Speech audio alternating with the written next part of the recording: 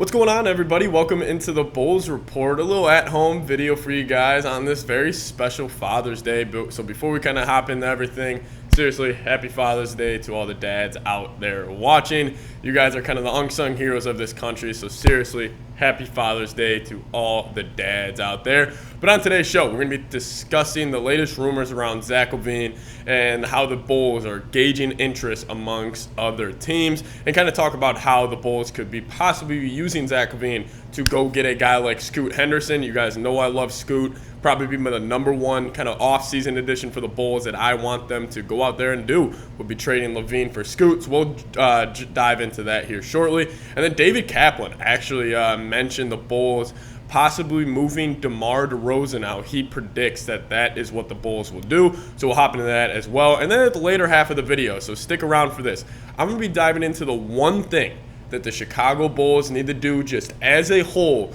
to kind of get to that championship contention mark in the NBA. So 3 fun stories on this beautiful Father's Day. So stick along with me throughout the whole thing. It's going to be a ton of fun to talk about. But guys, we are literally about 3 subs away from hitting 2,000 subscribers. So I would love to hit it on this beautiful Father's Day. So if you guys are out there and you guys aren't subscribed yet, just go down there, hit that subscribe button. I'm going to keep you guys posted with all Bulls and news, rumors, whatever it is throughout the NBA offseason. I want to be your one-stop shop for all Bulls news and rumors. And I will say this, Chicago news, the Cubs, as I'm pointing to there, the Cubs, they're kind of on a heater lately. So shout out to the Chicago Cubs. I'm a Cubs fan as well. Obviously, if you're a White Sox fan down there, you could also let me know that. But go Cubs. They're kind of on a heater as of late.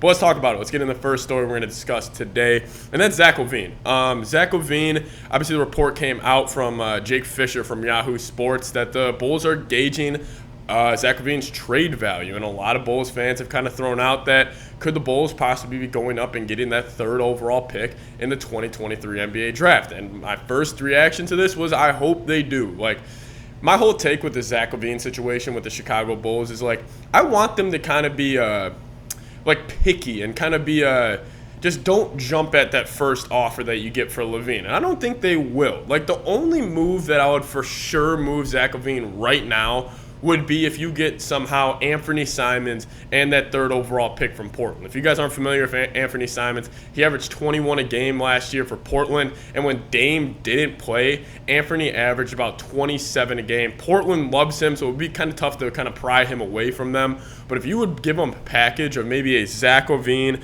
Alex Caruso, and Andre Drummond to go get that 3rd overall pick and Anthony Simons, I actually think the Trailblazers would consider it, because you think about it, they want to kind of go all in with Damian Lillard. Dame's getting up there in age, and they've really kind of wasted his career so far by not giving him the best support system around him. So you go get him a secondary scorer in Zach LaVine, and yes, you could say like, oh, they already tried it with Dame and CJ.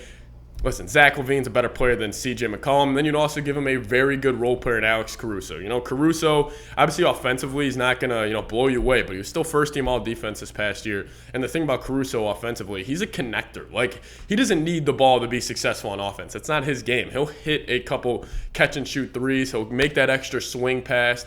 And I just think Caruso is a great kind of role player on a championship team. Obviously, we saw what he did with the Lakers in that bubble season. Then you'd also be giving them an Andre Drummond in that trade as well, just a very solid backup big in the NBA. And we really saw in the second half of the year, Andre Drummond, he got it going for the Bulls. Like, funny enough, like, I kind of made fun of that move throughout this whole past season, but Andre Drummond, man, he really balled out. So maybe the Trailblazers could do that.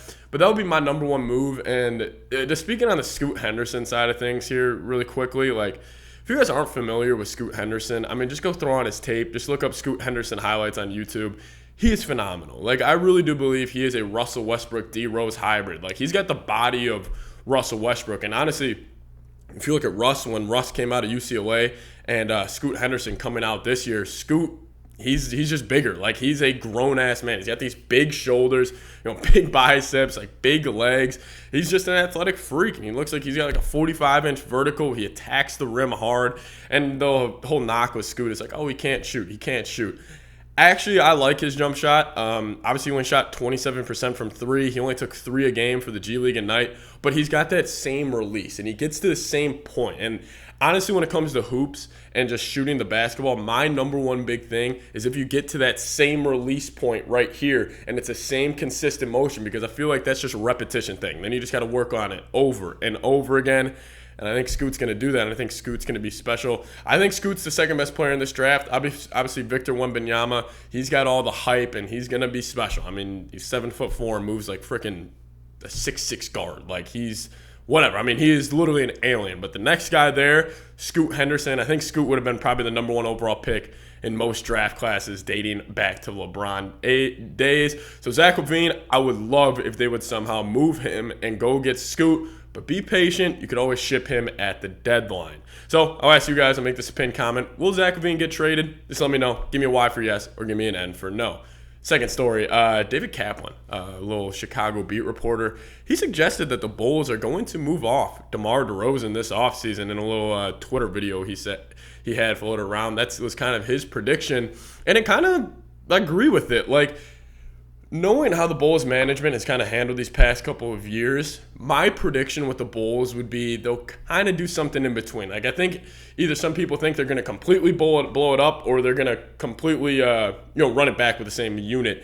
I think it's going to fall somewhere in between. Like, I really do think the Bulls, I think they're going to try to keep LaVine, trade DeMar DeRozan, re-sign Vooch, and maybe you trade DeMar for, some 3-and-D guys around the league, like maybe some guys like Harrison Barnes and one of those Trey Lyles types of players, and just kind of get more of a continuity flowing on offense and really have Zach LaVine be the focal point. And I don't hate this, because you could move off DeRozan, and let's just say you give Zach LaVine kind of that higher usage role and have the ball in his hands a lot more.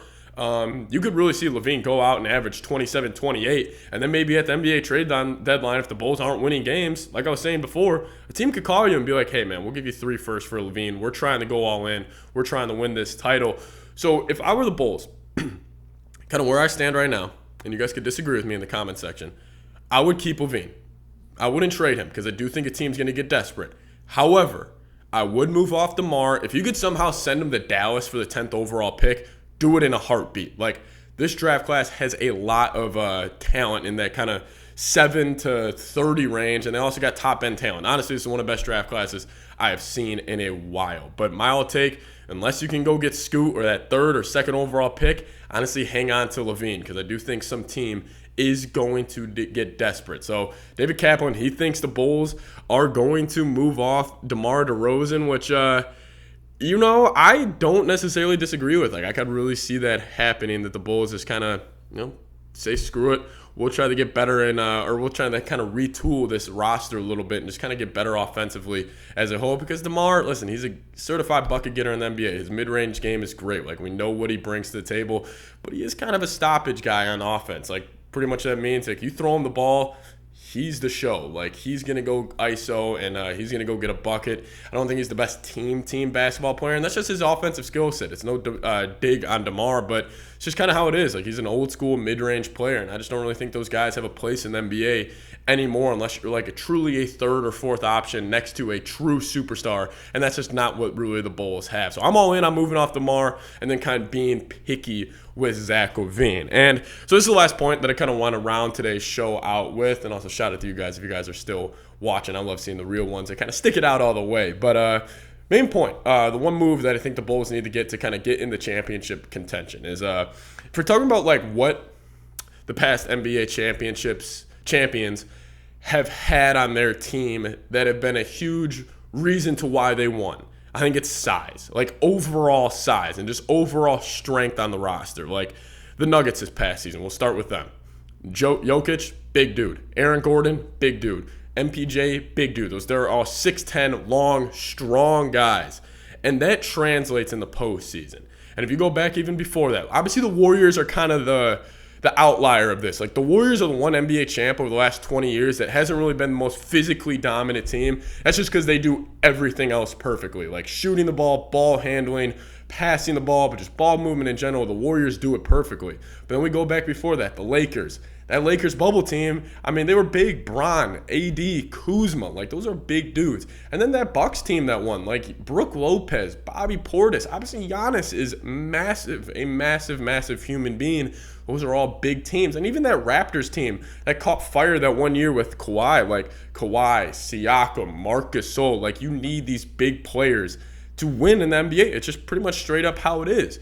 So I think the Bulls need to do that. And I think if you run a center like Nikola Vucevic, like, you need to get bigger around him. Like, if you do decide to keep Vuce, like, you need to get a true 4. Like, you need to get a big name 4. Or get a true 5 and move Vuce to the 4, but I don't really think that fits Vuce's game too well. Like, go get an Aaron Gordon and put him next to Vuce. Or go, like, see, that's the thing about Patrick Williams that I love his game. Like, he's a true 6'7". He's got really good strength, really good size to him, long arms. Like, I think Patrick Williams, like, talk about modern day threes, that 3-and-D archetype, he is that. It's just, in general, the Bulls need to get bigger. Like, honestly, the Bulls, when they were winning, like, remember with Lonzo, like that one year, they had 6'6" Lonzo at point guard, 6'5" Zach LaVine at the 2. Then obviously you ran like DeMar, who was 6'6" as well. But then you got into like Patrick Williams at 6'7" at the 4 and Vuce at 6'11" at 5. That's 5 guys in your starting lineup who are 6'5", 6'6", and up. Like, that's when the Bulls were a bigger team. So if the Bulls really had to just make one move to just kind of just get them over this freaking purgatory that they're in, which I hate where they are right now. Like, just go make another move to be aggressive, and I think it would be getting bigger. But overall, I do think the Bulls need to kind of just reset a little bit. That's why go get Scoot Henderson. That's my number one move. But a move that the Bulls just need to make in general to kind of get to that championship contention, get bigger, get stronger as a unit. Guys, thank you so much for watching again. A little at-home video out here on my off day. Shout out to you guys who watched the whole thing. Again, happy Father's Day to all the dads out there. See you guys next time. Go Bulls.